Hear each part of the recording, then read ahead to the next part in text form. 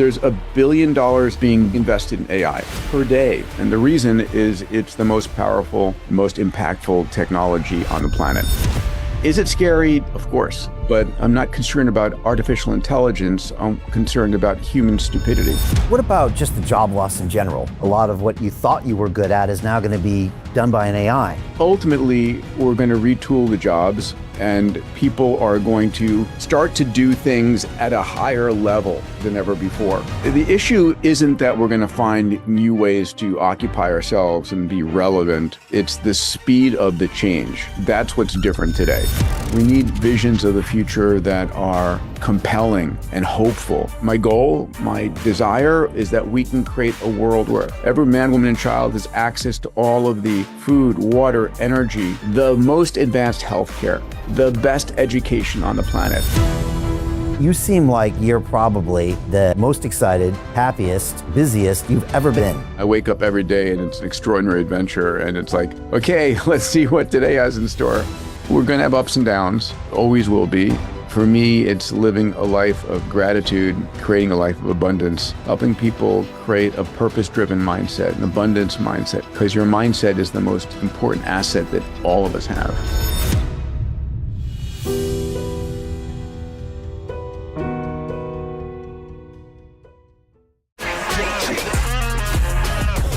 Hey, I know investing in crypto is scary. It takes a real leap of faith because there are so many scams, rug pulls, and bad actors out there. It's a dangerous business, which is why 95% of people lose all their money. Well, that's why I created the London Real Investment Club, so you can access the hottest deals on the planet and use the crypto bull market to create the generational wealth that you deserve. Join my team of over 100 people from around the world that are making millions of dollars behind the scenes investing in blockchain, AI, Web3 games, DeFi, Bitcoin, and more. Don't miss out. Click the link below to book a call with one of my team now. But hurry, this bull market will end soon. I know investing in crypto can be scary. That's why you gotta join the investment club. Pull the trigger. Let's do this.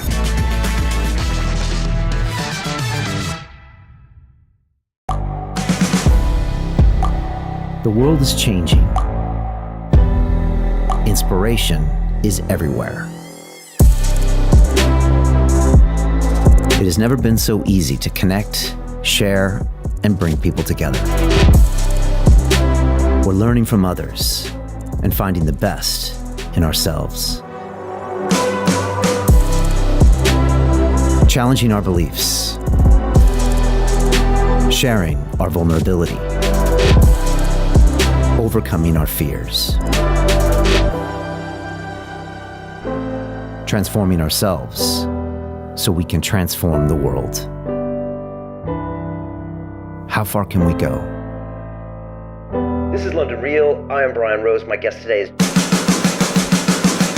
Hi, it's Brian Rose from London Real. You probably know that we've just recently been re-platformed on YouTube after 25 months completely in the dark. The truth is, I really need your help.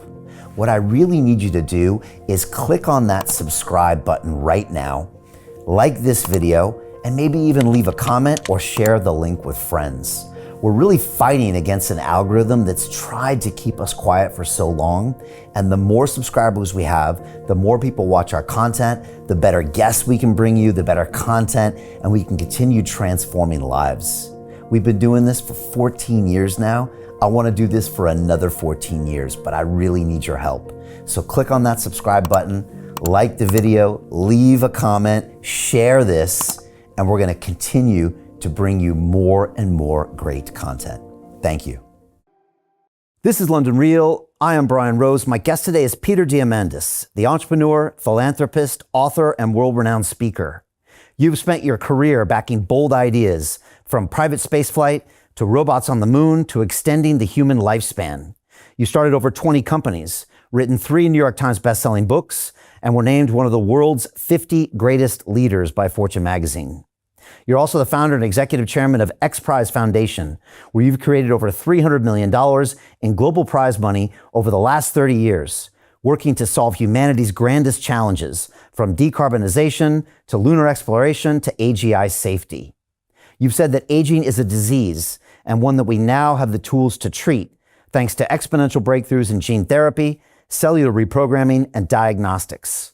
You ultimately believe that the convergence of AI, robotics, genomics, and nanotech will not just disrupt industries, but redefine what it means to be human. Peter, welcome back to London Real. Thank you, Brian.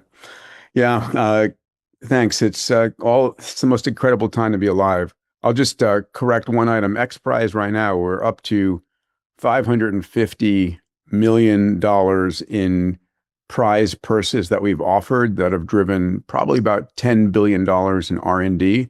Very proud of that. We've launched our third $100 million plus global incentive competition. So lots going on. Yeah, I love that. And I really want to dive into this latest one. I was watching that trailer earlier today. It's super exciting and super relevant. You know, I just turned 54 years old. And so, you know, I guess it's a little more relevant maybe the older you get. And of course, my parents are getting older and this stuff starts to really resonate as far as the longevity. So look, I really want to jump into that. I checked, Peter, our last conversation was almost 2 years ago. And I think at that point, I was asking you for the state of the union of artificial intelligence. And so I wanted to check in with you real quick and kind of find out, how do you think the last 2 years were? Do you think that we've come about as far as we thought we were coming? Do you think there's more danger or less danger? You know, we've recently read the headlines. I think the Anthropic CEO just came out with some headlines trying to kind of shock people a little bit, saying that AI could wipe out half of all the entry-level white-collar jobs. He thought the companies and the government were sugarcoating the risks. We've had the AI godfather, Yoshua Bengio, that said some of the models are lying to users. You tweeted out recently talking about how the OpenAI models can resist shutdown and sabotaging kill switches. But you also, Peter, are always the guy that says, look, I'm super optimistic. And this, if we see these things, we can also counteract these things. Where do you think we are right now, Peter? Yeah. So I think it's been an extraordinary 2 years. I think that the speed has played out as expected, but it's real now. You know, 2 years ago it was theory. Today we're on the verge of the release of GPT-5 from OpenAI, Grok 3.5. We just saw Gemini 2.5. All of these are just numbers and names. They're effectively different AI systems being put out by these hyperscalers. There's $1 billion a day per day being invested in AI. And the reason for that, and it will scale up to 3 billion a day or a trillion per year over the next 5 years. And the reason is it's the most powerful and most impactful technology on the planet. There's nothing more valuable than intelligence. If you think about what differentiates us as humans, we're not the strongest animal on the planet. We're not the fastest or have the ability to fly. We're the ones that have the greatest intelligence that, by applying that intelligence, allows us to overcome all other life forms on Earth. And that power of intelligence has just gotten massively democratized and amplified. We just saw 2 years ago, probably around the time we were speaking last, that the first AI model showed an IQ of 101, which is by definition above 100, or the median IQ for humanity.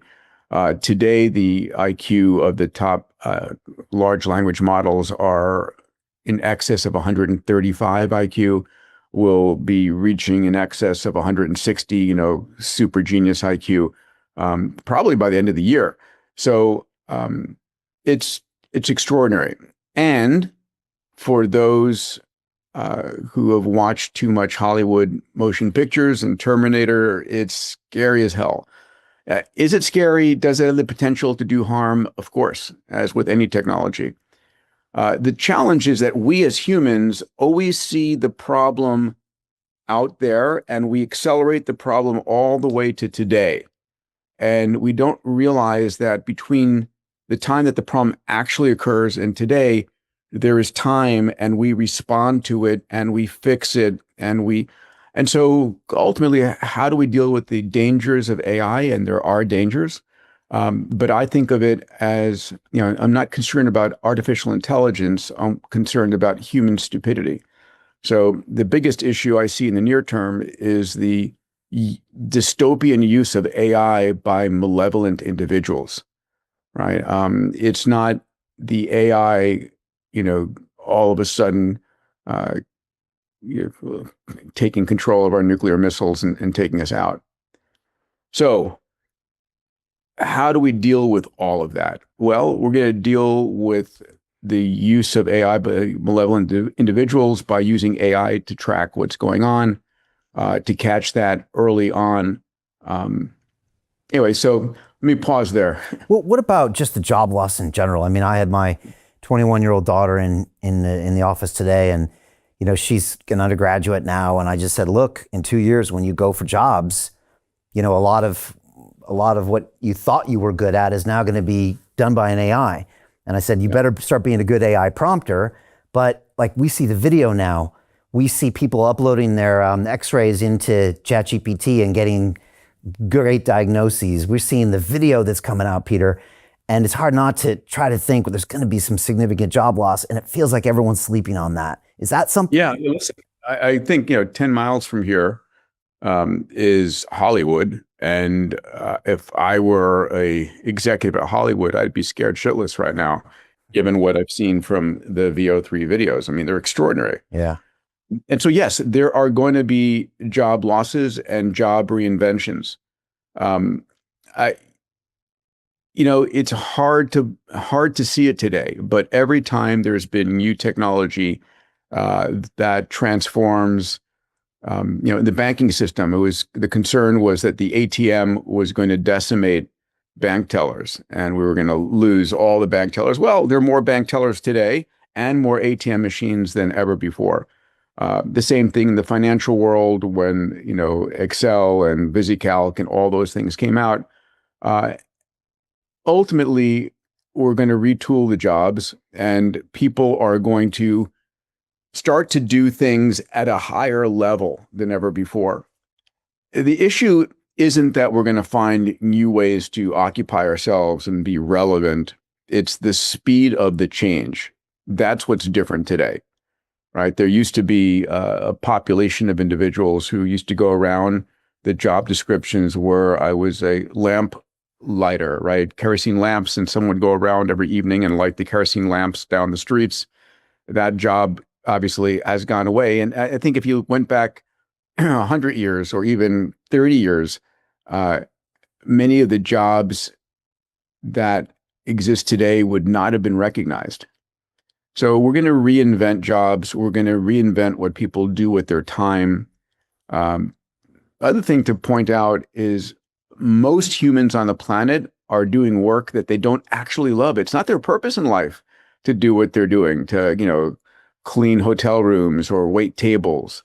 They're doing that because that's the job they could get to put food on the table and get insurance for their family. So the question becomes now,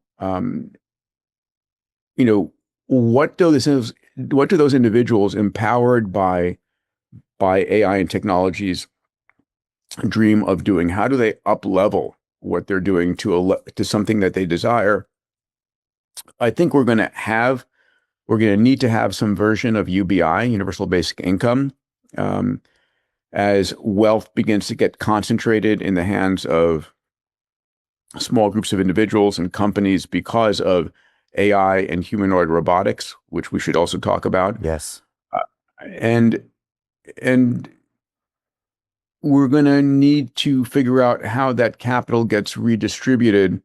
And then with that money, how people begin to reinvest in themselves to do things that have higher value to them, allow them to fulfill their dreams, to have a more purposeful life.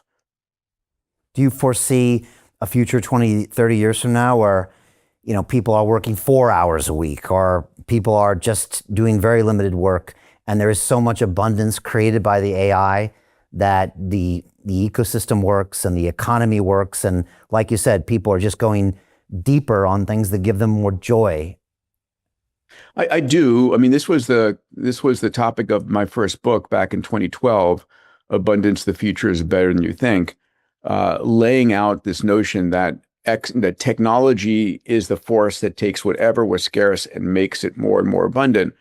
Elon has jumped on that bandwagon, as has Mark Andreessen and a whole slew of, Sam Altman. They get the abundance theme right now. AI and humanoid robotics are going to create a massive uptick in global GDP because we're going to be able to produce far more with far less labor and far less cost. But that increasing GDP is now going to have to be redistributed to individuals who then use that capital to pursue their desires. There's an Indian, I don't know, call him a mystic, a gentleman named Sadhguru. You may know his name. Yeah, I've had him on the show. And I love his thinking. And we were on stage together at a summit in St. Petersburg, probably about, 8 years ago. And he said something I'll never forget. He said, technology is the means by which humanity takes a vacation from survival. So for most of human history, our job was to survive. That was our job.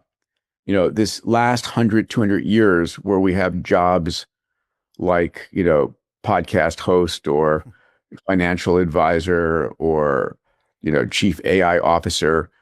These are recent inventions of jobs, but historically it was, where do I get food? How do I get shelter? How do I, help my child who's sick? That was survival. That was our job, survival. And technology has allowed us to take a vacation from surviving and to pursue a higher calling.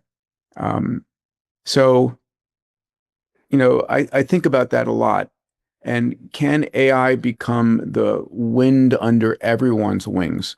I, for one, the work that I do, my goal, my desire, my heartfelt belief is that we can create a world that uplifts every man, woman, and child, where every man, woman, and child has access to all of the food, water, energy, the most advanced healthcare, the best education on the planet.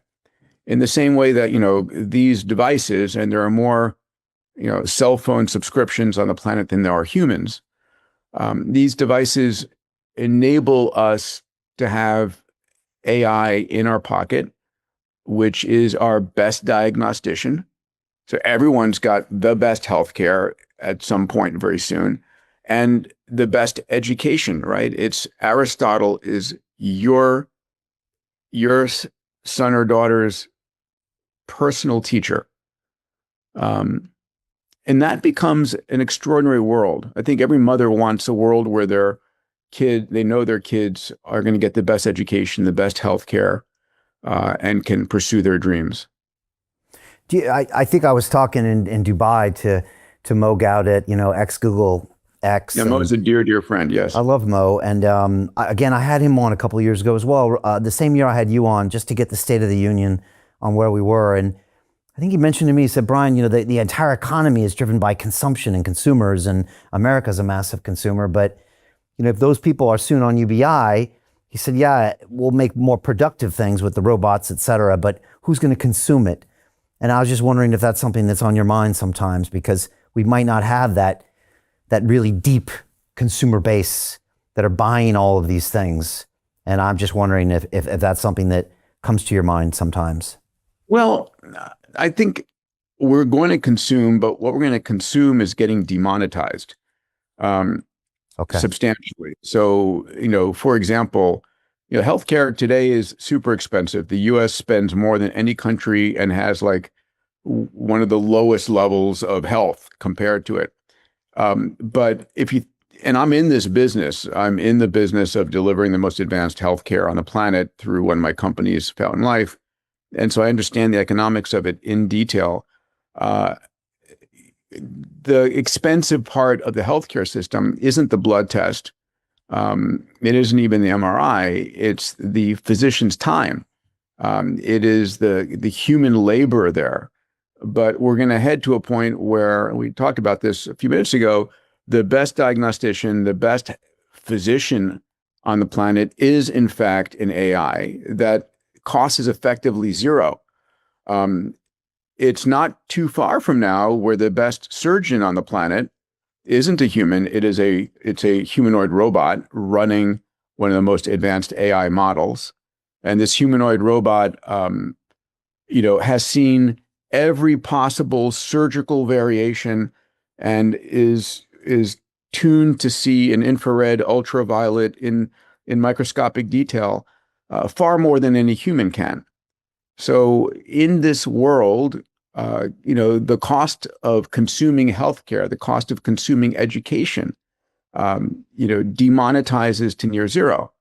And we then consume far more of it. So for example, right, the Kodak is my proverbial example. We used to buy cameras and buy film and pay for film to be developed. Peter Thiel took $500,000 and turned it into $1 billion using the exact same techniques we're using inside the investment club. He met a CEO, his name was Zuckerberg. He pitched him the deal and he said, okay, I'll give you $500,000. Mark went public and sold the shares to people like you. Well, what happened to Peter? Well, he exited and got a 2,300x return. The wealthy invest in early stage companies, folks. The public markets are for suckers. It's a rigged game. By the way, this happens in crypto as well. It's called pre-sale tokens. This is Solana. Does anybody know this chain? They sold pre-sale tokens for 4 cents. And you can see the date on there, April 5th, 2018. Look at Solana today, folks. That thing's up over 1,000x. The media and Wall Street and all these hype people get you to buy the top. Meanwhile, they put their clients in at the bottom and they use you for liquidity to make their clients rich. You can play this same game. You just have to have the financial education and the deal flow. That's it. And now it's free. And we, instead of, one point, we're producing trillions of digital images per year and increasing, probably now tens or hundreds of trillions of images, because it's demonetized in cost. And so we're going to consume a lot more because the price of that and the quality is going to go up, driven by technology. Look, I want to jump into robotics, but just to finish with AI, what do you think the next 5 years look like? I think people have stopped talking about AGI because I think, as Altman said, it's not necessarily a fixed point in time, and the definition is kind of amorphous, and we're obviously making massive progress that people can kind of see this all happening. Well, what do you think things look like in 5 years? Do you think we'll still have kind of these big five that you mentioned, kind of the Anthropics and the Metas and the open AIs that are kind of really leading the charge? Do you think China will start playing in? Do you think there'll be other decentralized models? How do you think that plays out?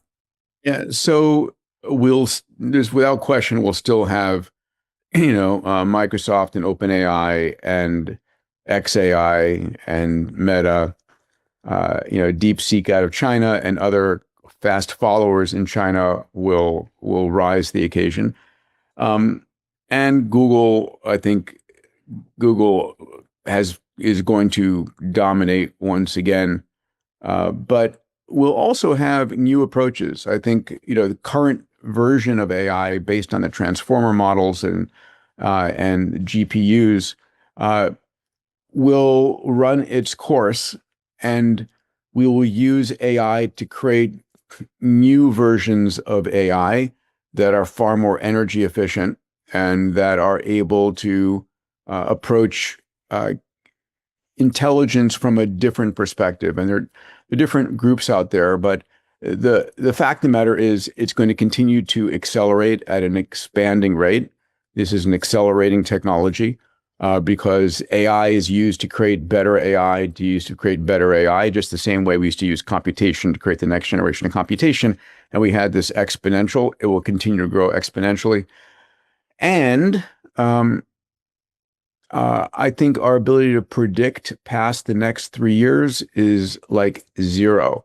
It's a singularity, so to speak. We can't see beyond this horizon. When I speak to, folks out there like Elon and other leaders in the field, again, if they're honest, it's like, okay, I can see out 2 or 3 years, but then after that, it's really hard. Because the breakthroughs that are going to be in the adjacent universes are truly unpredictable. But you're optimistic regardless. I am optimistic. I think at the end of the day, the most intelligent individuals and the most intelligent systems are peace loving. Listen, I'm supporting Mo on one of the documentaries, Mo Gadot, one of the documentaries he's doing based on his book Scary Smart, which is in production right now. And, I think that we're going to have a turbulent time for a 5 to 7 year period. And that turbulence is a result of malevolent actors. I don't think it's US versus China. I think it's US and China versus, rogue actors out there looking to cause disruptions for whatever reasons they have, either mental disorders or religious or whatever the case might be. And we need to stay frosty, if you would, stay, fine-tuned. And that's going to be using AI to identify those individuals and take them down before they do harm on a large scale. In the long run, as we develop, and yeah, I agree, AGI is a undefined term at best. But there is, artificial superintelligence where AI is orders of magnitude more intelligent than human beings. And when I had Elon on my stage at the Abundance Summit, we talked about his prediction was by 2029 or 2030, AI was as intelligent as the entire human species. We can define that as digital superintelligence. That will come.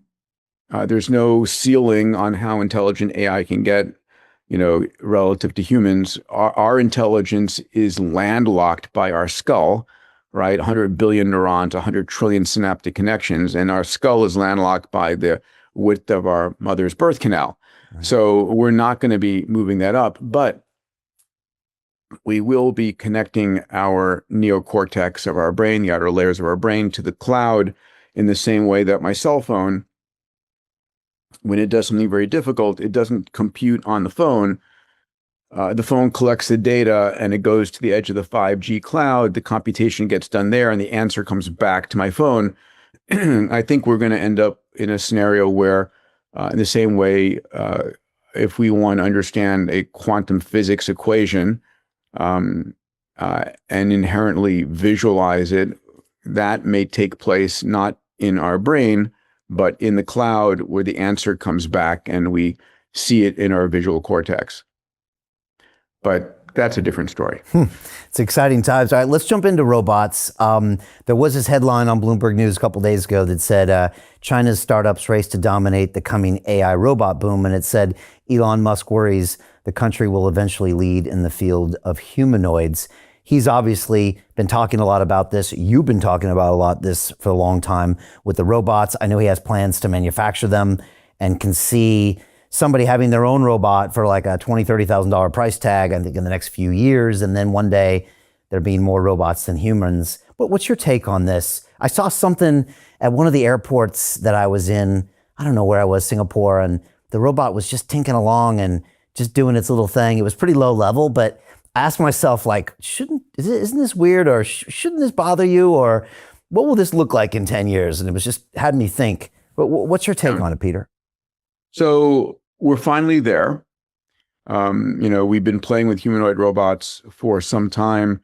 After the Fukushima nuclear reactor failure occurred, and it was impossible because the radiation levels to send a human in to turn things off.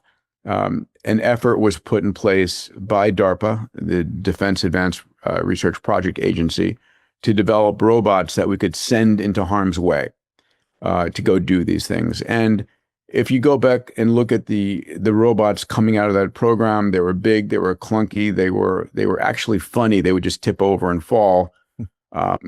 and it was sort of like, America's Funniest Home Videos type of episode.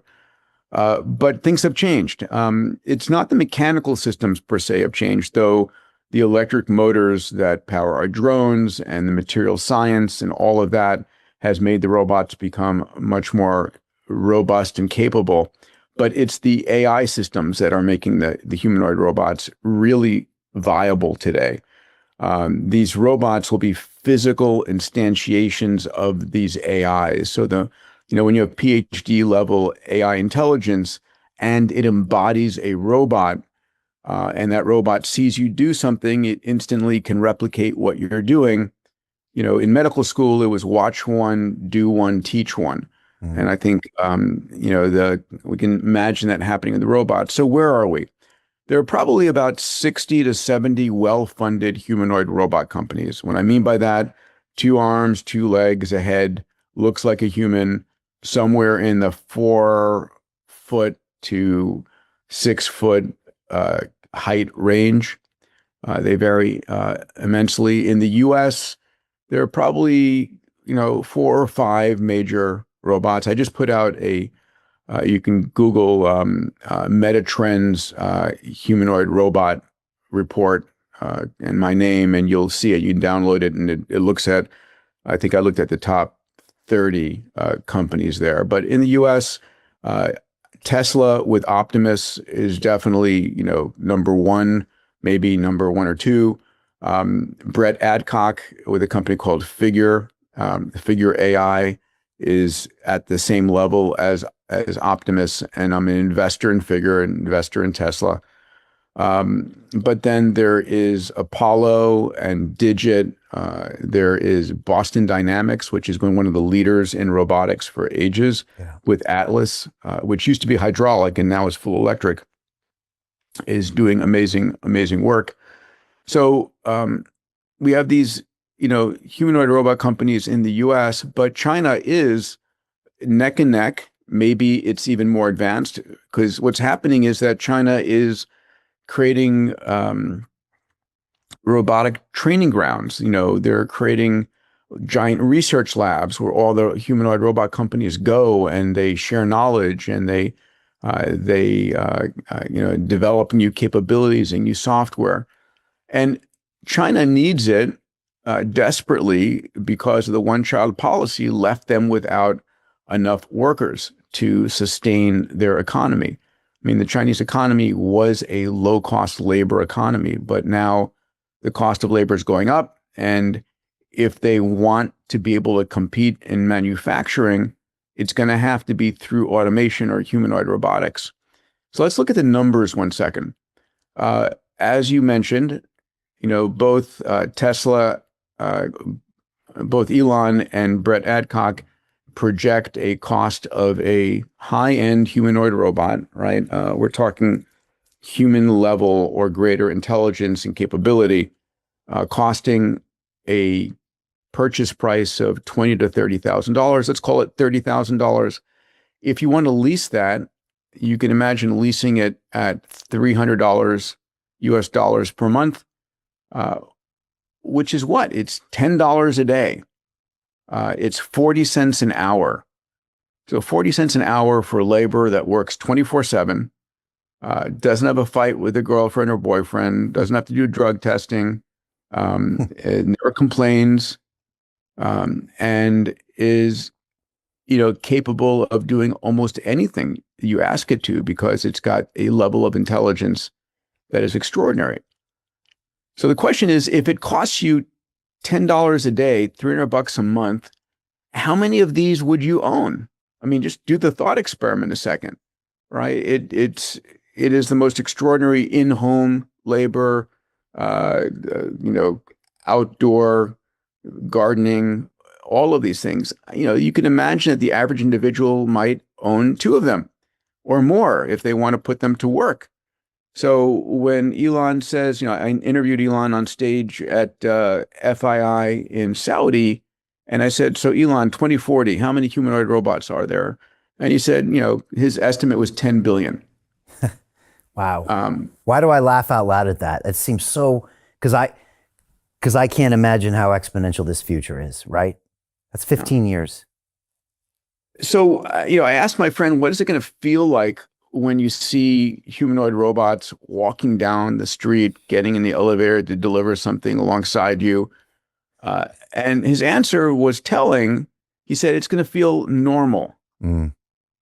We adapt so rapidly. So here in Santa Monica, Waymo is operational. This is Alphabet's autonomous car service, which is very rapidly scaling. My kids just had their birthday, and part of what we did was we put them and their friends in some Waymo rides just to have the experience.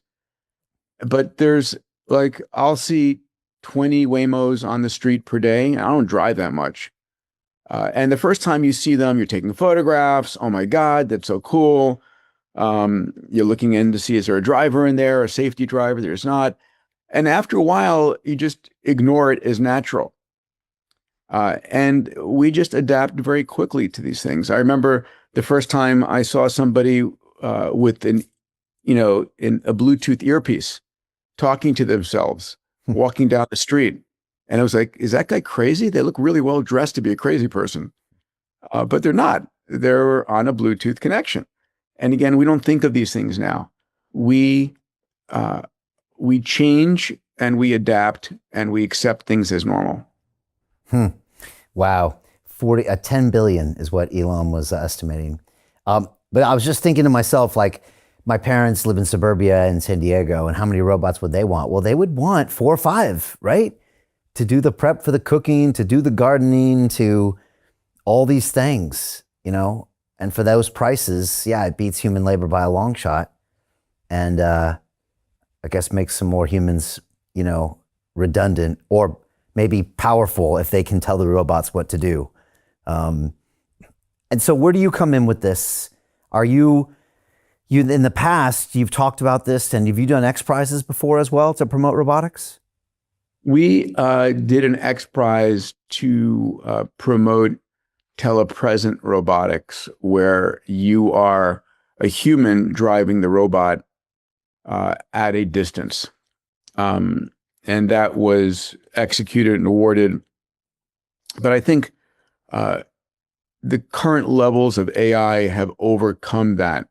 It's unlikely you'll have a human mind driving the robot. You'll do that during training of the robot, but at some point, the robot has enough capability, enough knowledge base, having seen every permutation of gardening or every permutation of surgery, or every permutation of cooking and cleaning the house, that it's able to fully autonomously operate on its own.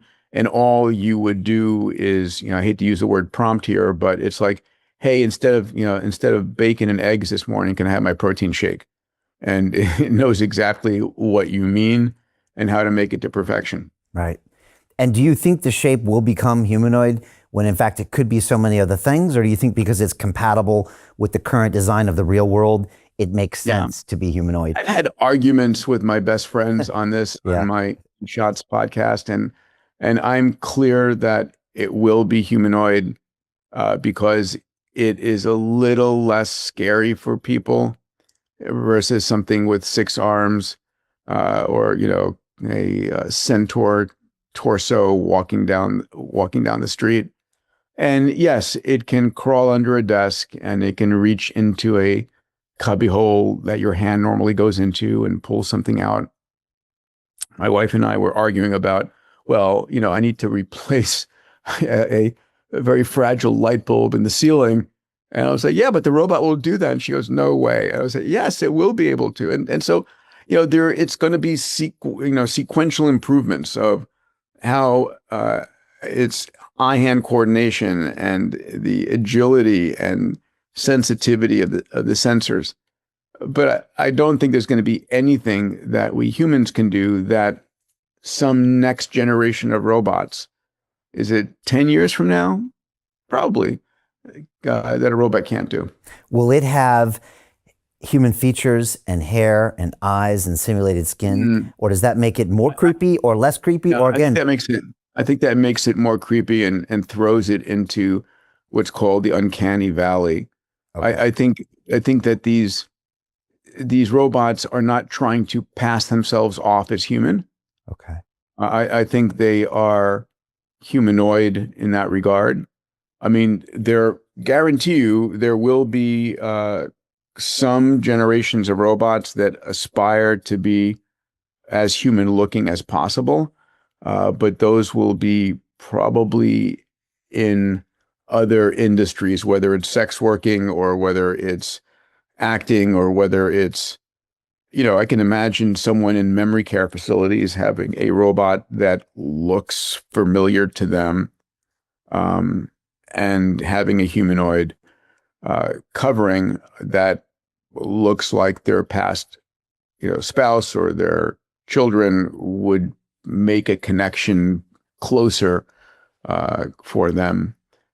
So there will be reasons that you might try and pass yourself off with a neoprene, perfectly shaped face covering, but the majority of robots will be clearly robots and not try and mask that.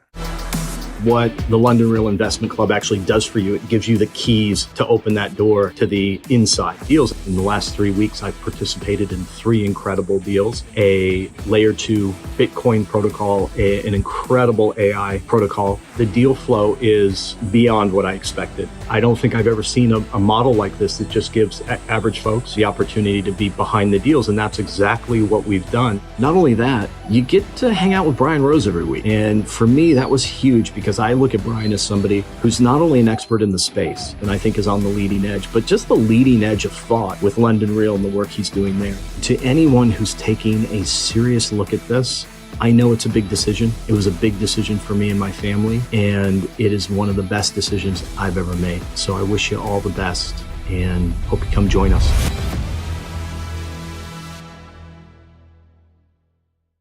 Maybe it's organic tissue in the future. Yeah. Jim Cameron has prepared us for that dystopian future.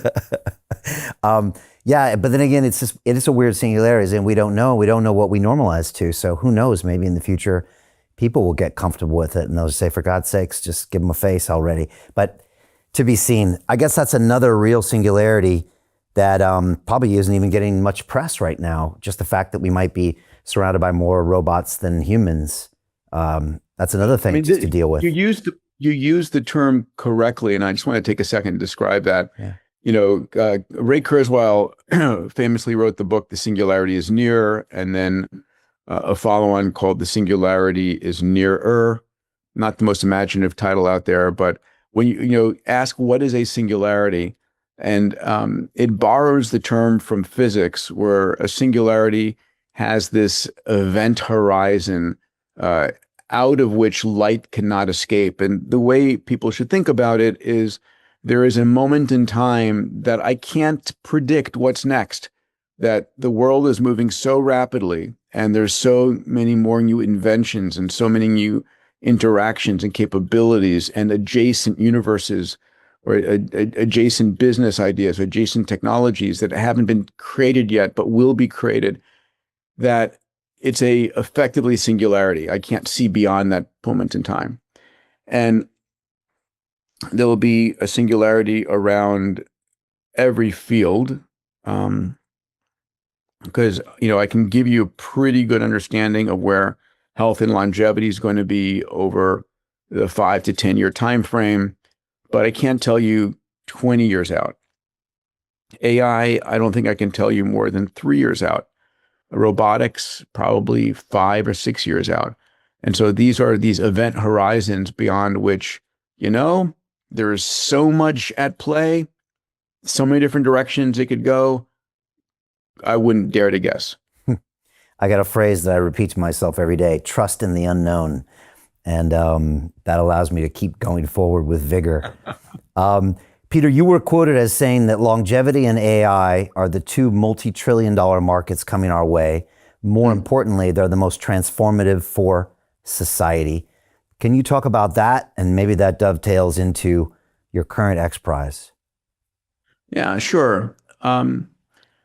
So we've talked about AI AI, as I said, is getting an investment of $1 billion a day. Very soon it will be $1 trillion per year. And it is giving birth to a multi-tens of $trillion industry. Much of the GDP is going to be driven by AI. If you think about the global domestic product today, it's about $110 trillion. Half of that is labor. So the total addressable market for AI-driven robots is potentially on the order of $50 trillion. That's why, Elon has said the biggest business that Tesla will do isn't in cars, isn't in cyber cabs, it is in humanoid robots.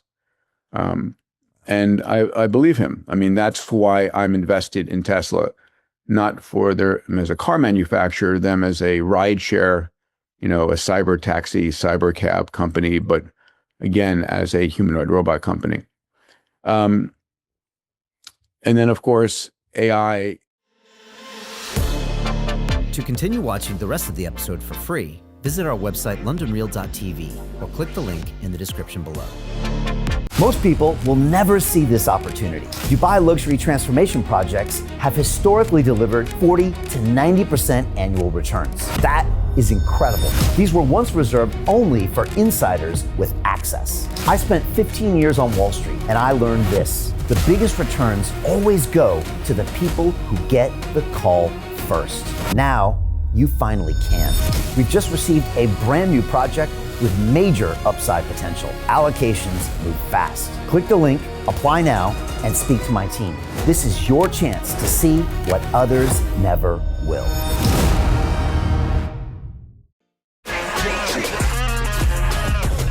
Hey, I know investing in crypto is scary.